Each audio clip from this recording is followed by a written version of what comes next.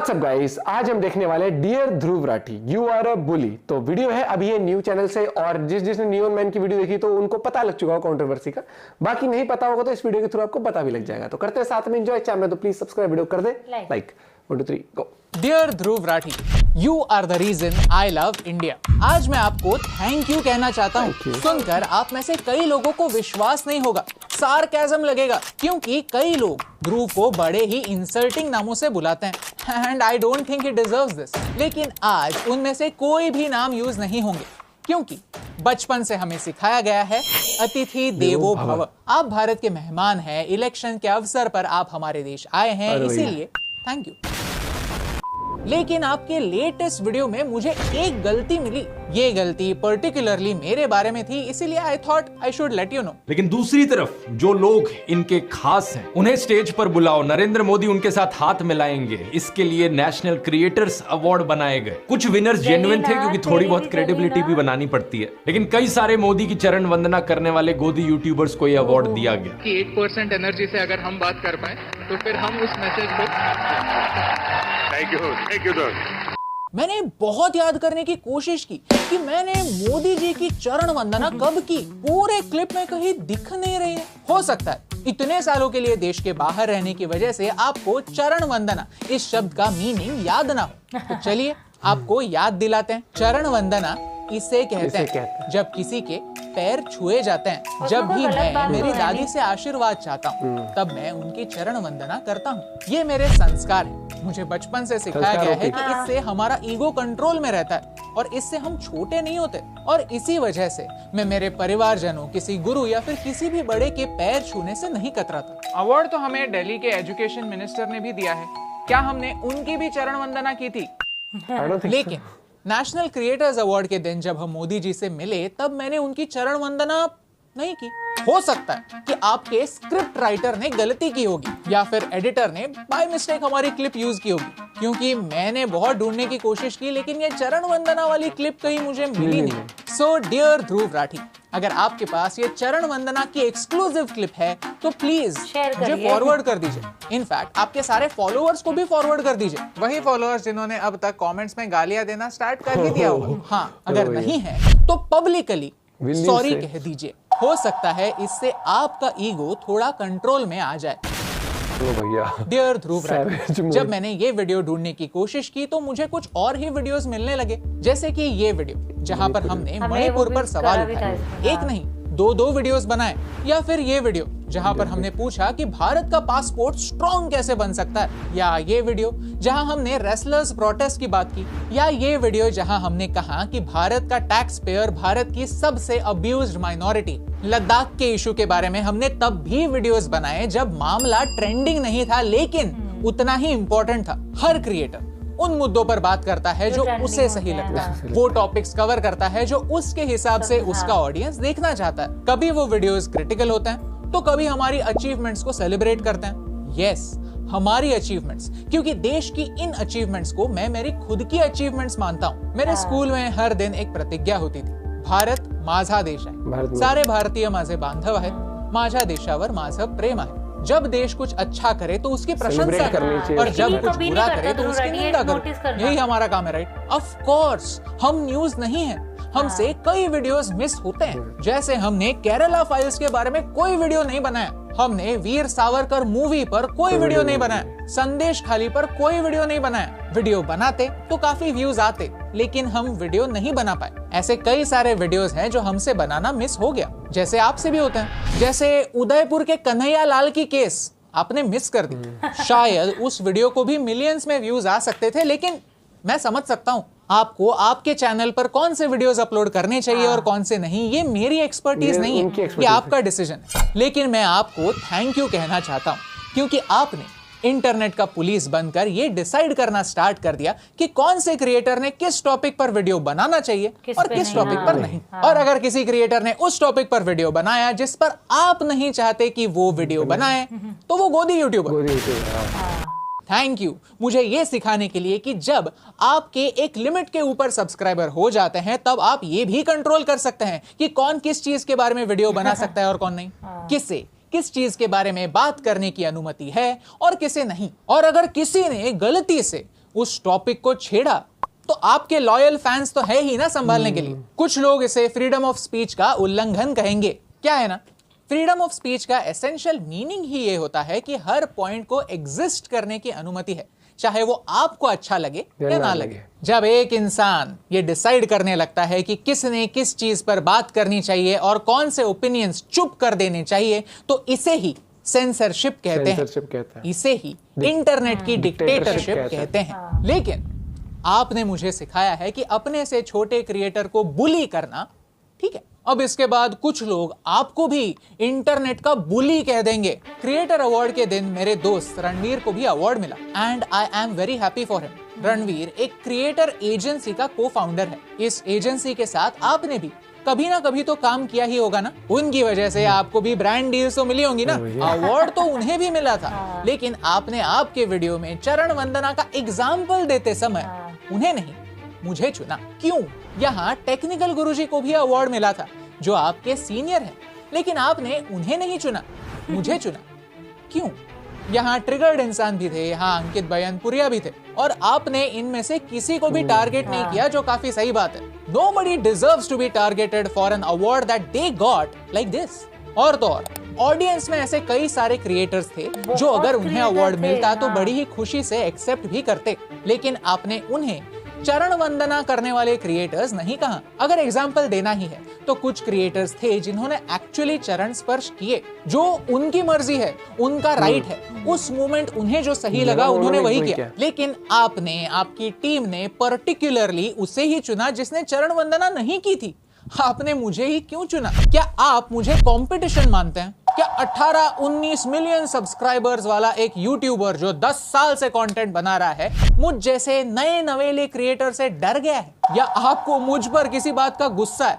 अगर गुस्सा है तो अभी सॉरी बोल देता हूं यार। या फिर आपको लगता है कि मैं आपकी कैटेगरी में वीडियो बनाता हूं और आप मुझे बुली कर सकते हैं, मुझे और मेरी वाइफ को मैनिपुलेट कर सकते हैं, फोर्स कर सकते हैं, ताकि हम किसी पॉइंट्स पर कभी भी बात ही ना करें। वैसे तो ऐसे बहुत सारे क्रिएटर्स हैं जो आप और मुझ जैसे ही वीडियोस बनाते हैं, और आजकल कई सारे पॉलिटिशियंस के साथ पॉडकास्ट भी कर रहे हैं। यानी आज जो आप मेरे साथ कर रहे हैं वैसे ही कल उनके साथ भी करेंगे, राइट? क्या कल जाकर आप उन्हें ऐसे ही बुली, मेरा मतलब फ्री का एडवाइस देंगे? तो क्या है ना, मेरी हिंदी बचपन से थोड़ी कमजोर रही है, लेकिन आपने मुझे सिखाया है कि जैसे आप सिर्फ और सिर्फ प्रॉब्लम्स के बारे में बात करते हैं, वैसे ना करके सॉल्यूशंस पर बात करना चरण वंदना होती। ये सारे वीडियोस देखकर, इतना सारा क्रिटिसिज्म देखकर मोदी जी जैसे डिक्टेटर को तो हम पर गुस्सा आना चाहिए, राइट? अरे उन्हें तो हमें स्टेज पर सबके सामने बधाई देने के बजाय नॉमिनेट भी नहीं होने देना चाहिए था। तो उन्होंने हमें अवार्ड क्यों दिया? हो सकता है कि दुनिया में कुछ ऐसे लोग हों जो ये समझते हों कि हम इस अवार्ड के एक्चुअली हकदार हैं। शायद आप भी ये अवार्ड जीत सकते थे, और तो और मोदी जी से मिलकर उनके मुंह पर उन्हें डिक्टेटर कह सकते थे। सोचिए, इतने बड़े स्टेज पर मोदी जी से अवार्ड लेने के बाद वही अवार्ड उन्हें ही वापस दे सकते थे। ये वीडियो कितना वायरल हो जाता, नहीं? डियर ध्रुव राठी, अगर आपको कभी भी कोई भी अवार्ड मिला होगा तो शायद आपको पता होगा कि जिसे अवार्ड मिलता है वो ये डिसाइड नहीं करता कि उसे अवार्ड कौन देगा। जैसे पिछले साल हमें एक अवार्ड अतिशी मैम के हाथों से भी मिला था, और जैसे नेशनल क्रिएटर अवार्ड को पाकर हम खुश हैं, वैसे ही इस अवार्ड को पाकर भी हम खुश हैं।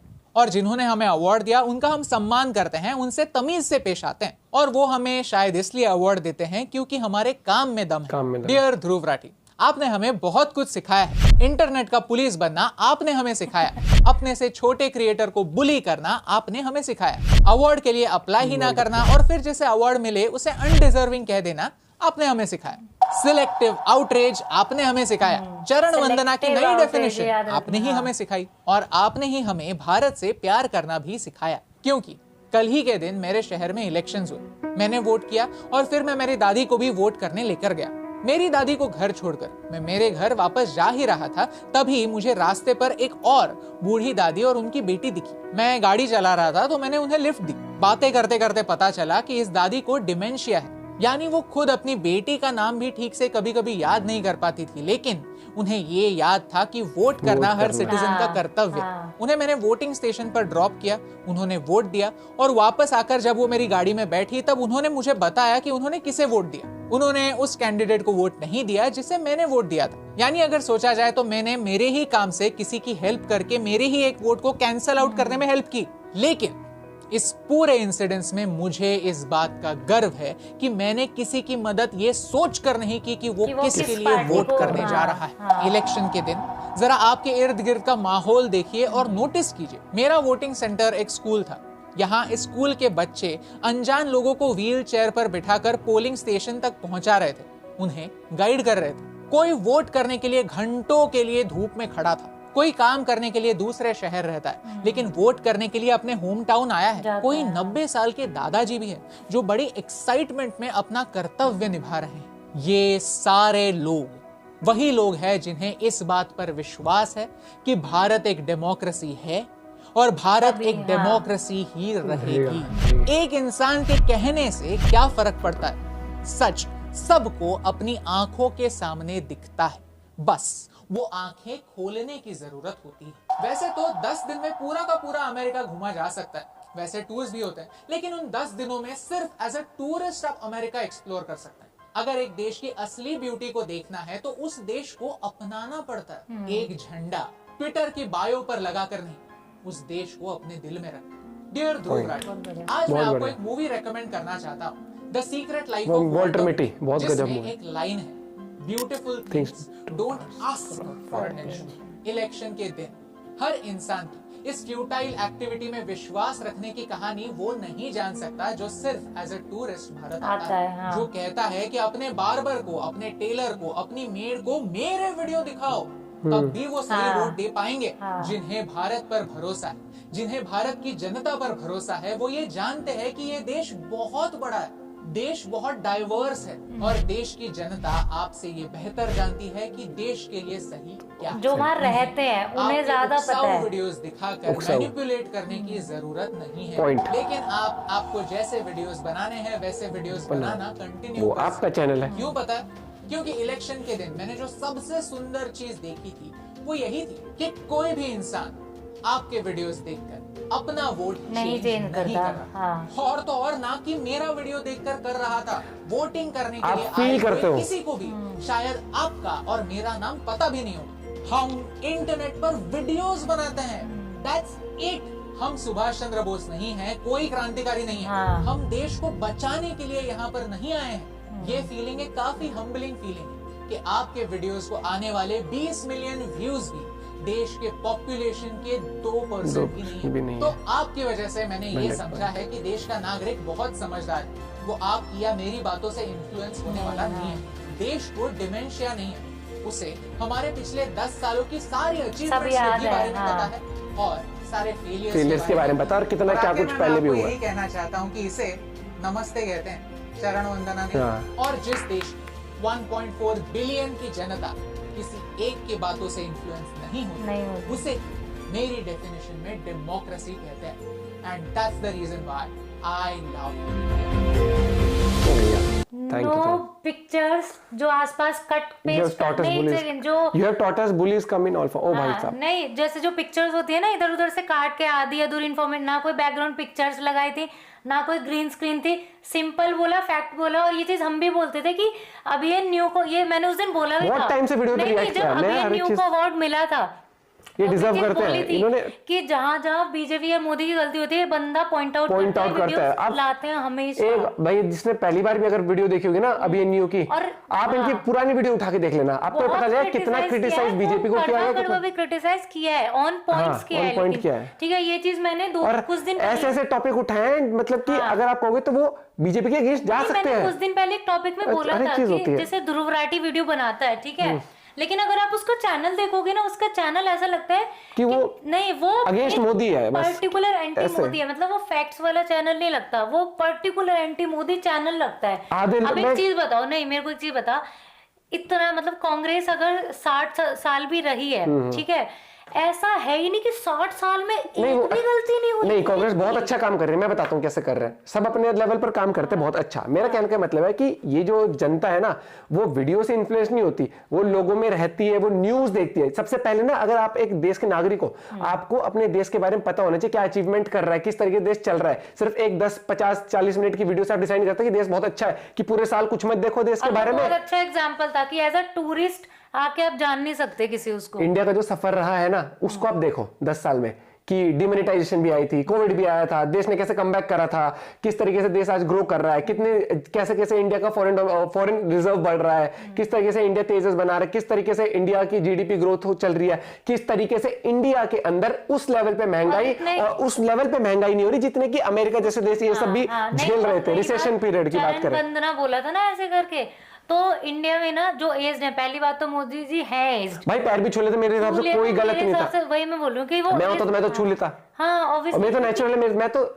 अब मैं एक चीज बताता हूँ, हम जैसे हमारी लव मैरिज हुई है, ठीक है, इनके यहाँ पर क्या रिवाज है यूपी में कि दामाद जो होता है वो पैर नहीं छूता, कोई कितना भी बड़ा हो। और लेकिन मेरे नेचुरली क्या है, मैं पैर छूने जाता है सीधा। हाँ, तो वो आपके सबके अलग अलग संस्कार होते हैं, सबकी अलग अलग चीज होती है, तो उन चीज की बात नहीं करते। मैं बस पैर छूने के लिए कि चरण वंदना करना, ये तो मुझे बहुत, क्योंकि वर्ड ही बहुत वो है, वो बात भी नहीं है। मुझे लगता है कि अगर एक, मुझे बड़ा अच्छा लगता है कि अगर ध्रुव राठी एक वीडियो बनाता कि बीजेपी वर्सेस कांग्रेस या मोदी वर्सेस राहुल गांधी कि क्या क्या मतलब, या फिर ऐसा करते हैं बीजेपी के टेन्योर में क्या हुआ है और पिछले 10 साल में क्या हुआ है, तो उसमें आप लोग को एक चीज पता लग जाती है कि जो एक महंगाई की बात करी हुई है, कितने परसेंटेज पिछले 10 साल में तेल पेट्रोल ये बढ़ा है, और कितने परसेंटेज कांग्रेस के पिछले 10 साल में, मतलब जो लास्ट 10 ईयर्स कांग्रेस के थे, यूपीए गवर्नमेंट के थे, उस टाइम बढ़ा। तो महंगाई की जो परसेंटेज निकल के आएगी ना, 210%, 220% पेट्रोल डीजल के रेट बढ़े उनके टाइम में, और यहाँ पर और बीजेपी के टाइम पे अगर बात करो तो 60-70% बढ़े हैं। ठीक है, नंबरों पे मत जाया करो, देखने में सुनने में 200 रुपए, वो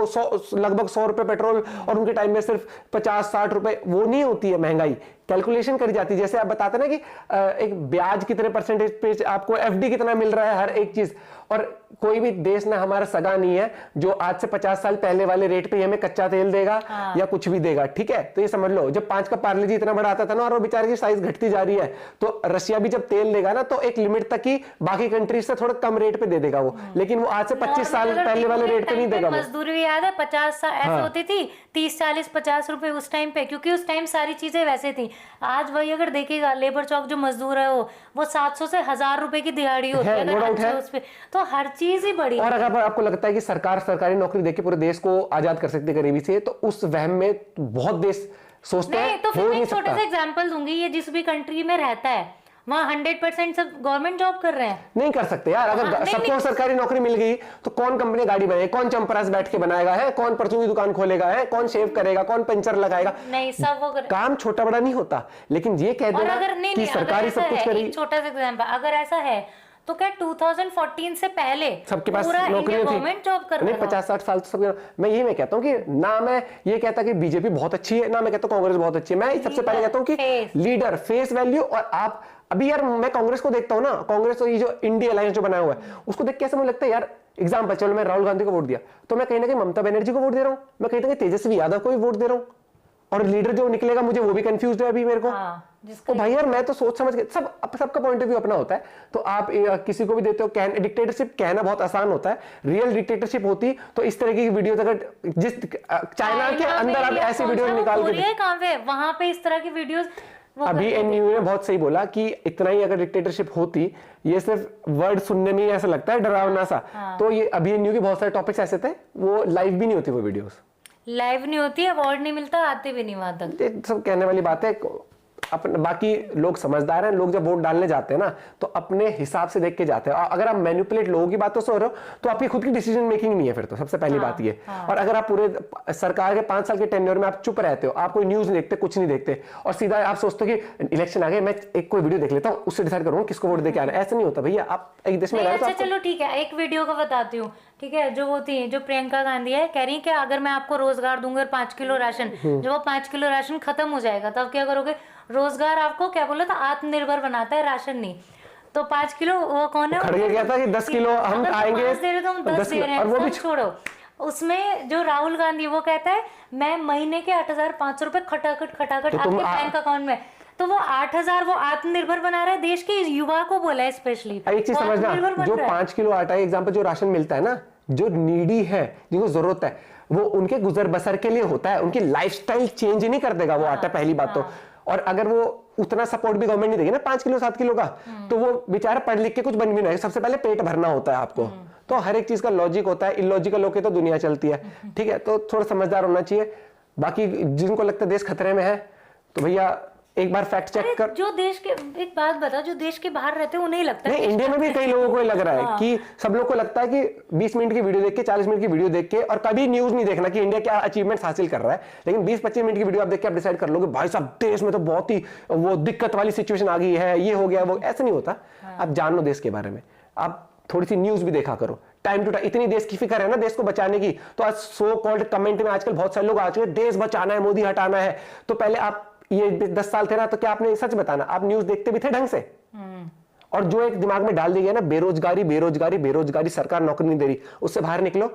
इन्वायरमेंट है, पढ़ाई लिखाई का भी है, पढ़ाई लिखाई अच्छी करोगे नौकरियां मिलेंगी। प्राइवेट सेक्टर में भी बहुत अच्छी अच्छी नौकरियां हैं, दुनिया कर रही है। आज से 10 साल पहले ना सरकारी नौकरी नहीं थी सबके पास। मैं वही तो बोल रही हूँ कि उससे पहले क्या, एक दो टॉपिक है ना, एक जी बता, एक तो बेरोजगारी, ठीक है, एक वो अंबानी अडानी। मेरे को दो चीज का जवाब कि 2014 से पहले, तो मुझे तो ऐसी इमेज बना दी कि 2014 से पहले अंबानी अडानी मूंगफली बेचते थे और आज देखो वो करोड़पति हो गए। भाई अंबानी के जो पापा थे, मुझे कई बार बहुत बुरा लगता है कि हमारी वीडियोस जब हम बोलते हैं ये पॉइंट ऑफ व्यू लोगों तक नहीं पहुंच पाता। नहीं तो अगर काफी लोगों तक पहुंचेगा ना, कुछ लोग समझ भी पाएंगे। हाँ, कुछ चैनल्स हैं जैसे बहुत ही, जैसे अभिमन्यु, गौरव ठाकुर भाई हो गए, आरजे रौनक हो गए, इनके वीडियोस हैं, अगर आप देखोगे ना तो वो ऐसा नहीं है कि वो उसको जहाँ कमियां है बीजेपी वहां पे पॉइंट आउट भी करते हैं लोग। बाकी मिलते हैं वीडियो के साथ, बाय बाय, टेक केयर।